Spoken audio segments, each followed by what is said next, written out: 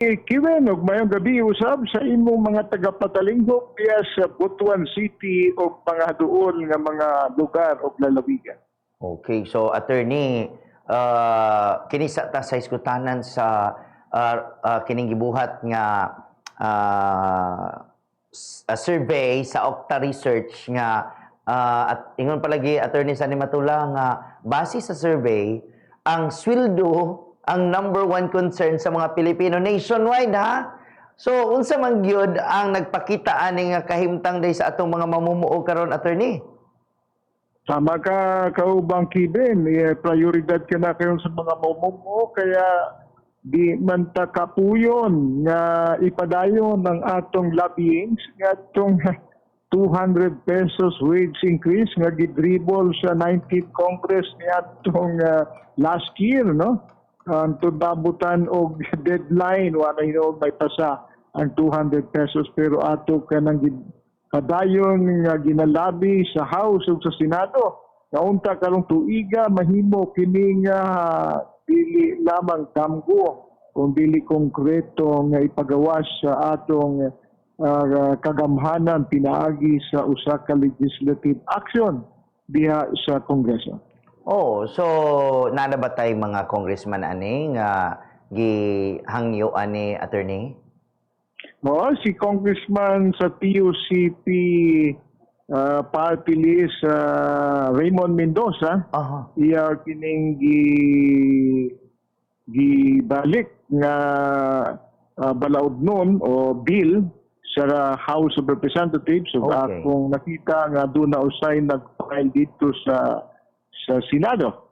So mga 300 pesos atang gi-file sa usa ka senador si Senator ang pangalan niya. So mao na ang atong Yes, sir. Naputol si attorney. Sige, atong balikan. Mga kabombo, ang kini ang information pinaagi po ni attorney Sani Matula, mga kabombo, kay usa ka importanteng iskutanan kay tanan niha national mga kabombo ang kini ang paghisgot niini sa ato ang mga katawhan bisan siguro kamo mga kabombo nang inahanglan sa daning dagong sweldo attorney atong balikan attorney. Ay, mayang gabi. So, sorry at naputol kita kasama nga Kevin. O ganiyan ako, balik kita sa kahanginan. Oo, so pasabot gidi ay wa gyud kinahanglan untan na gani ang corruption perting layo amri kaayo impeachment o gani na hisgutan ang tao gyud kwarta para na ikapalit kay ang sunod na palitonon ra man attorney. Tama ka kaubang Kevin. Kaya mga tao karon ang ilang sweldo gi-advance na, ang ilang ATM nakasangla na. Wa naman ikapalit og bugas o ikapalit og sudan mao nga gikinahanglan gyud gutom ng atong mga katawhan. Kinahanglan nilang madugangan ng ilang sweldo kaya ang presyo nagkakataas sa ang ilang mga sweldo wa in taon makaapas na naibiyaan. Kaya atong gipaningkamutan nga ang Kongreso molihok ug dili lamang ang Kongreso nag-organisa kita og mga union para mahimo nga makaabot unta no sa atong mga union pinaagi sa collective bargaining negotiations sa planta o sa kompanya mahimo na natong ipataas ang atong mga sweldo o benepisyo pinaagi sa atong union. So pero kana dili man daghan ng mga may union sa Pilipinas kaya giginahanglan ang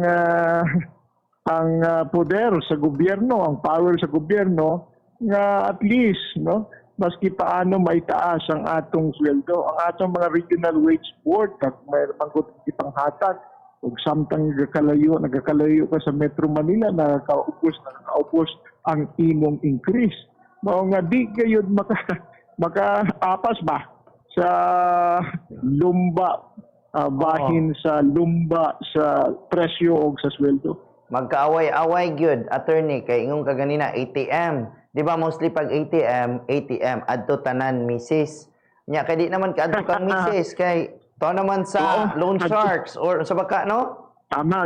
Oo, mga 5-6. Ano? Oo. So, napakahirap. Nagkan rin sa Gapuyo ko diri sa Laguna na dagay mga reklamo sa mga pamumuo nga di gyud in taon makaabot sa presyo ang ilang mga sweldo kaya Oo. advance na dependa na ang ilang ATM sa mga loan shark kaya dapat malaman yan ng gobyerno para siyempre ang kita sa atong mga mamumuo ay makaapas sa ilang mga palaliton. Kaning inani tuod attorney sa Marcos administration, di ba last time sige tagisgot or even ang uban yung mga labor leaders no nga mayra man daw atubangon ang pangulo pero sa tinuod nga lihok mura mag di man tinud-on ang mga istorya kung magatubang mo. Yung mga problema nato sa atong mahuk. Diri sa trade union movement, wa pa yung taon. No?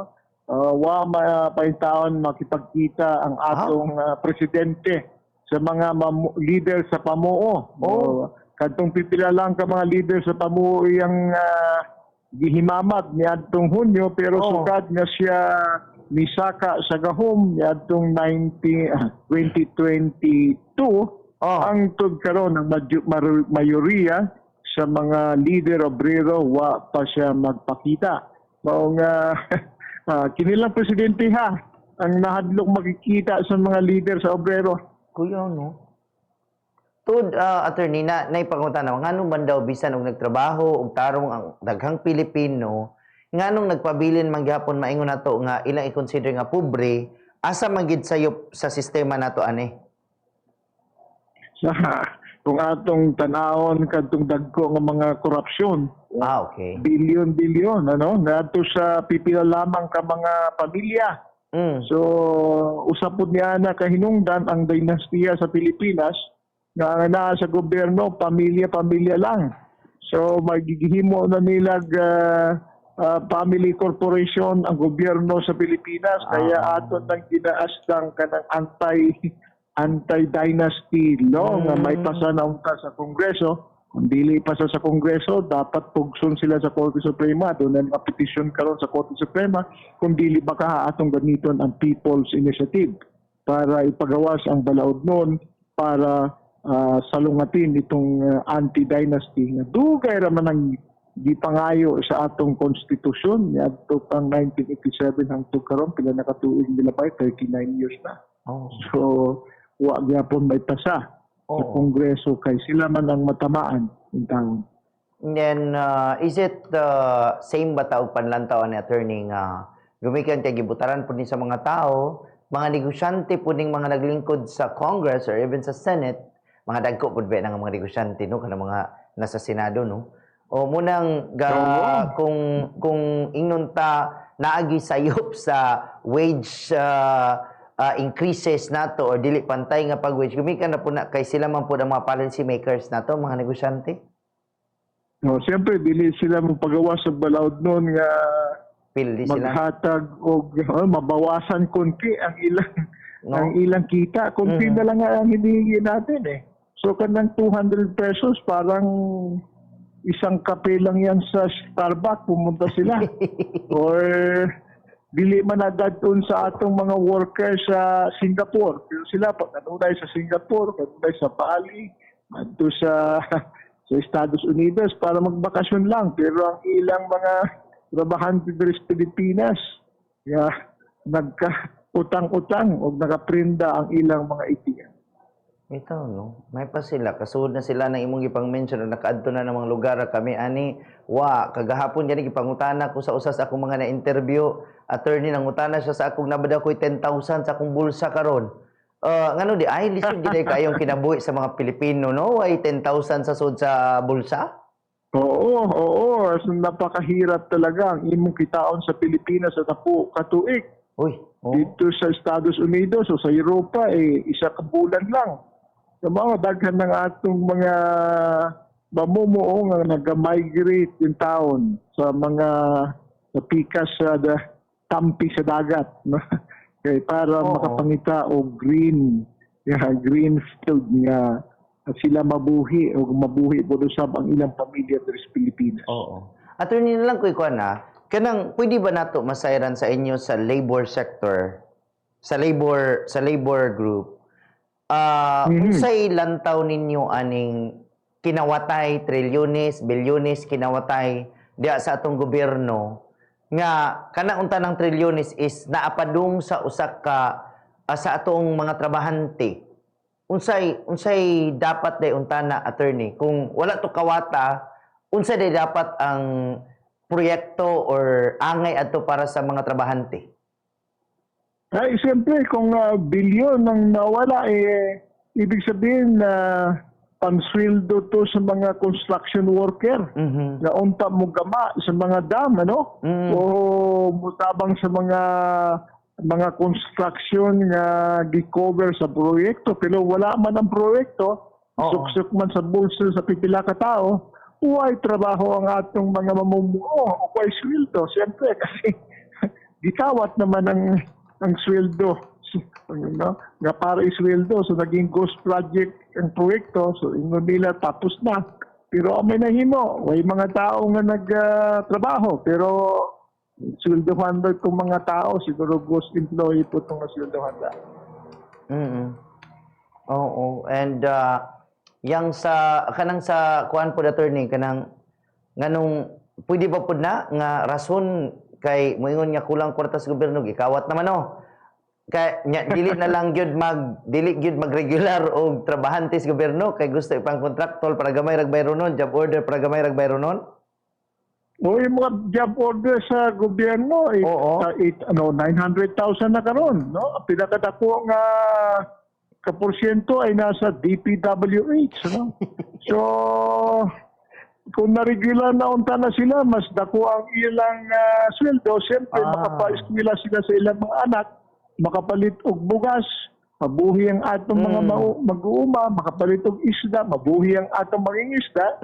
So, magsirkulo ang kwarta, no? Muikot ang kwarta, pero ang kwarta ay nasud lang sa sudlanan sa ilang balay.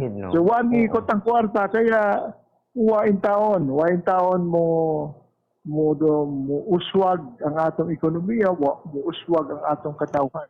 So kung saan nakadahilan ka ubang kiwen, ako tanaw yung pag-control sa gahom sa pipila ka tao lamang, kanang pipila ka tao, pamilya lang, no?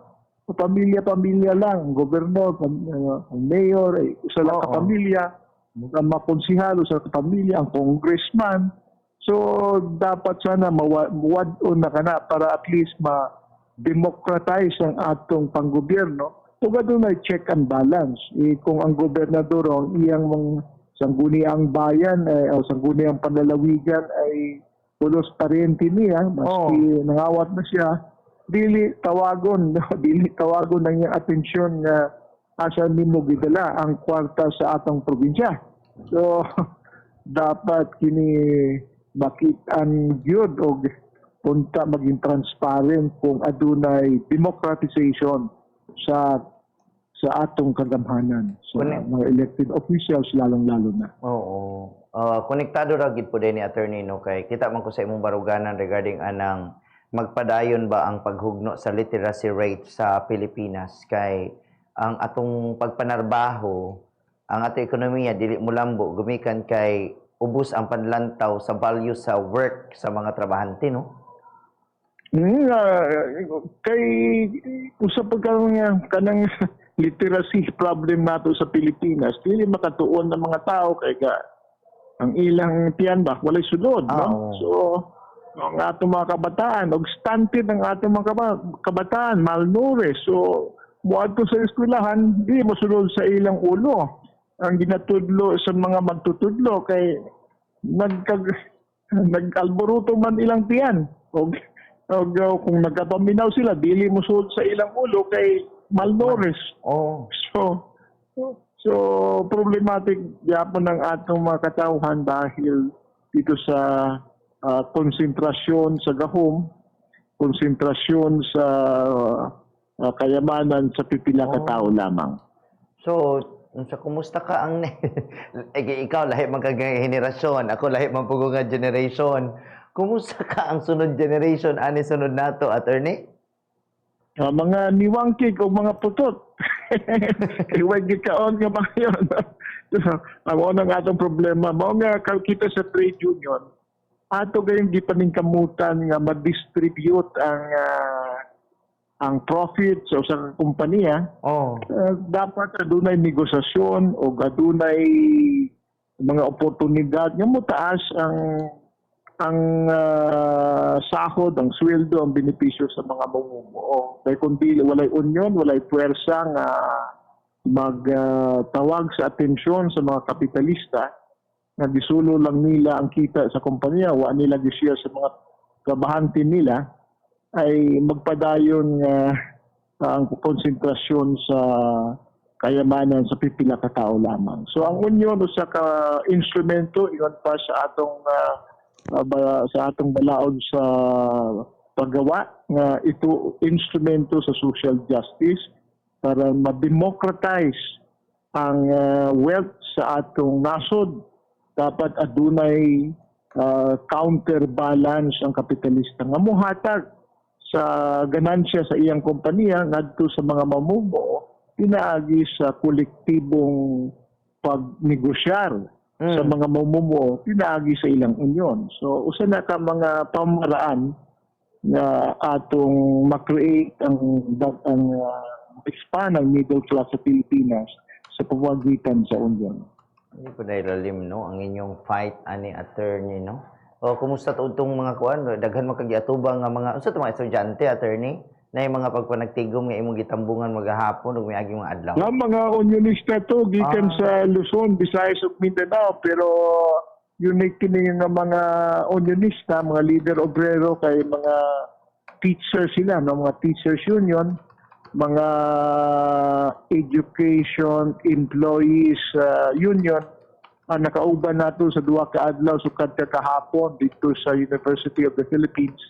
Ang atong nakauban dito ang Council of Unions in State COTESCO, Council of Union of Teachers, staff from universities, schools and colleges all over the country. So nakauban nato ang Central Philippine University sa Iloilo, no? Union kana sa FFW. Nakauban nato ang Siliman University Union sa Dumaguete gikan. So miyembro sila sa COTESCO, ang union sa San Carlos sa Cebu, no? Cebu City, ang union sa Dilasal diri sa Metro Manila, nakauban nato dito ang National College of Business Administration sa Quezon City, union sa FFW. Nakauban usab nato ang University of the East, Tamon Magsaysay Medical Center, nga union nato diya sa Quezon City. So ubay-ubay, daghan higit 100 ata nag-attend. Adunay taga Northern Luzon, nakauban nato ang St. Louis University Employees Union, ano? Nagkita kita duha ka adlaw, nakita-kita ug nag-share kita sa mga problema sa mga mamumuo o mga best practices o syempre mga suggestion para ma-improve ang kahintang sa mga teachers nato o sa mga non-teaching sa mga private schools, universities and colleges. Okay. Attorney, sa impeachment, pwede ba nato masayran imong mga panlantaw nining pag-file o ga-impeachment?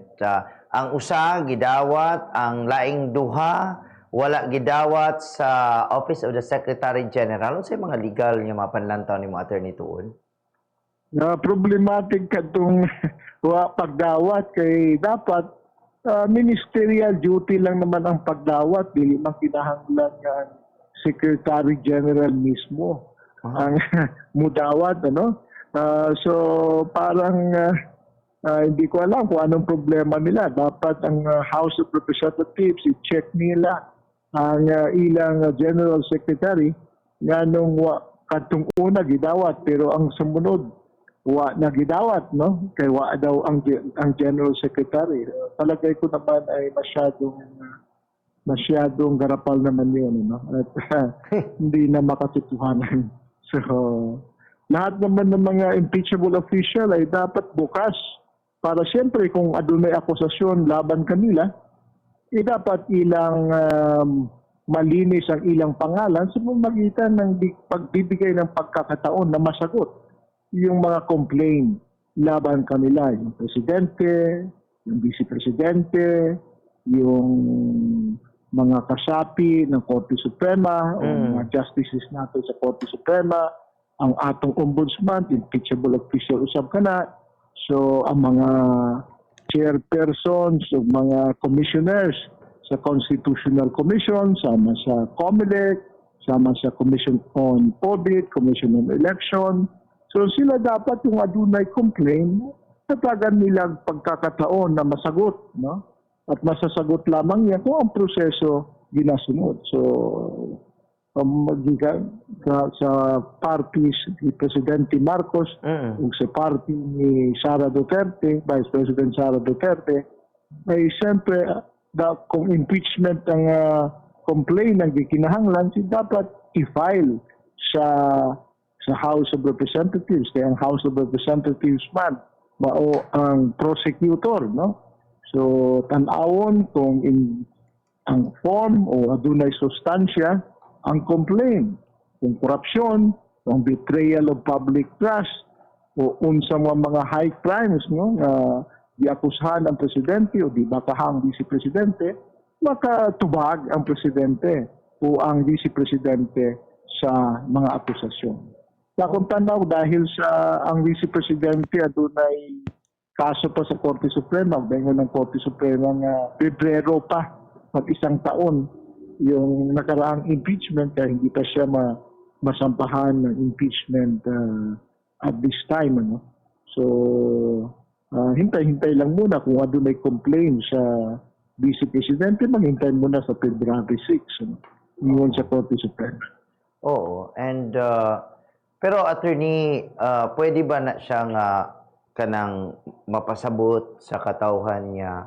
Dili ni siya kapildihan sa kinsaman ang nagduso sa reklamo, first and second, even the first, second, and the third, mahimo ba ni siya nga kapildihan kung wala dawata usa ka paghikaw alang sa tanang Pilipino nga ma-held accountable ang sibisang kinsaman nga impeachable official kay diha ra man gid sila pwede nga kana bang ma-question og masayran kung tinuod ba na or bakak ang ilang mga pagdepensa sa ilang kaugalingon?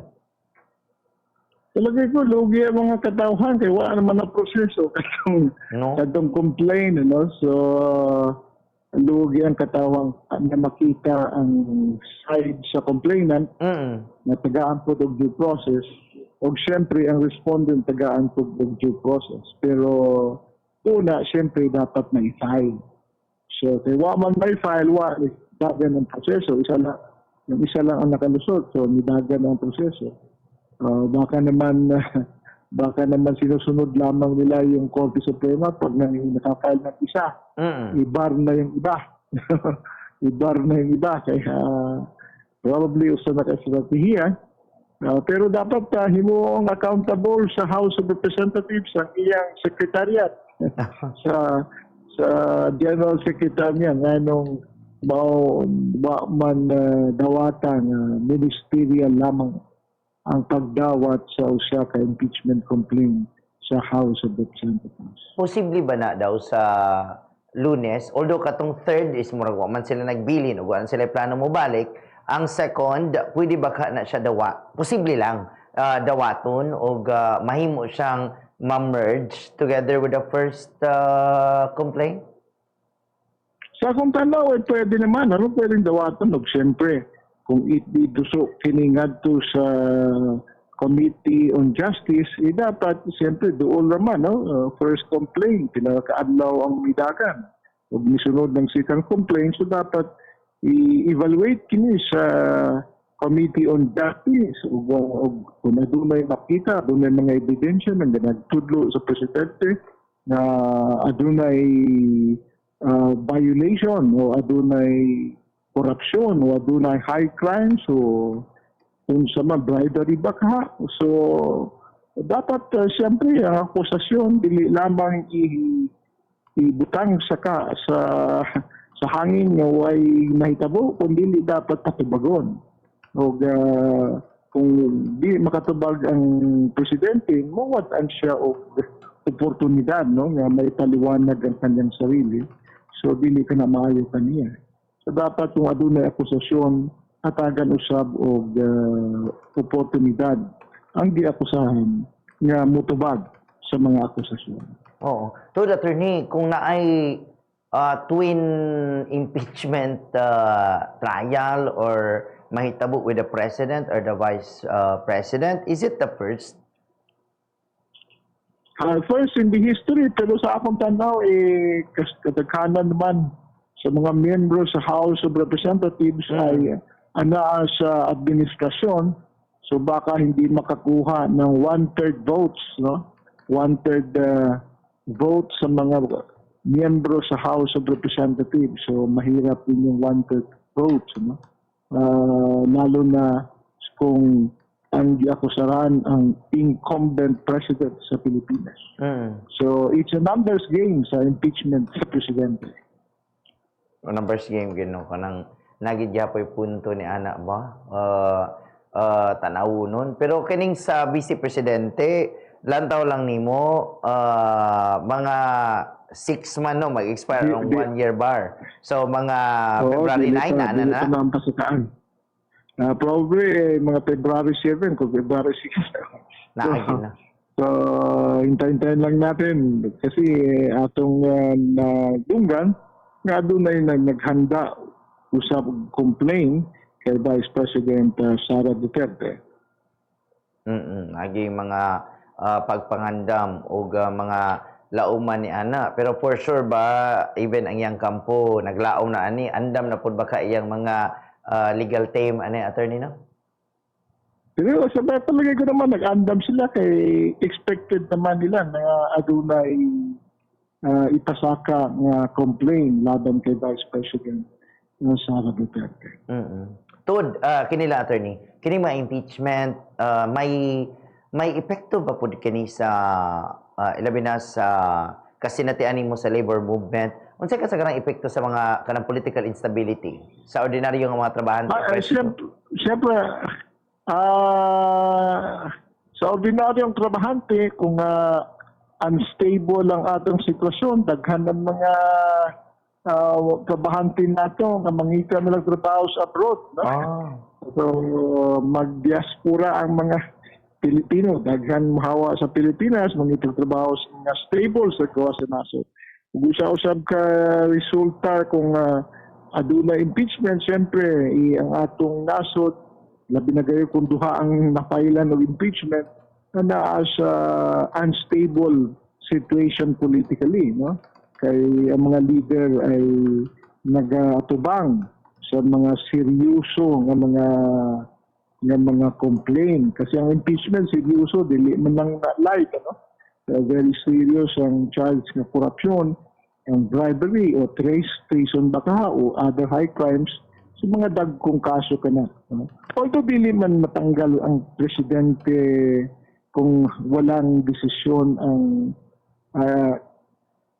House of Representatives na iduso kini ngadto sa Senado o magdesisyonan sa Senado nga guilty. So basta pa ka nga proseso, pero kung adunay pending nga impeachment process, parang adunay instability, dili kini makaaghat na sa mga investor nga moanhi sa Pilipinas para mag-invest. Maski nga ang local investor ay parang takot na mag-invest sa mga negosyo kung adunay instability sa ating nasod. Oo, sige.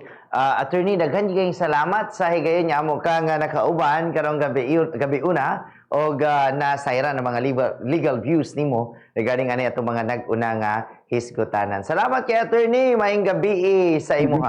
Daghang salamat Kevin, og salamat usab sa libo-libo nimong tagasunod sa radyo o sa social media. Mabuhay po kayo. Salamat kaayo. Si Attorney Sunny Matula, mga kabombo sa Federation of Free Workers,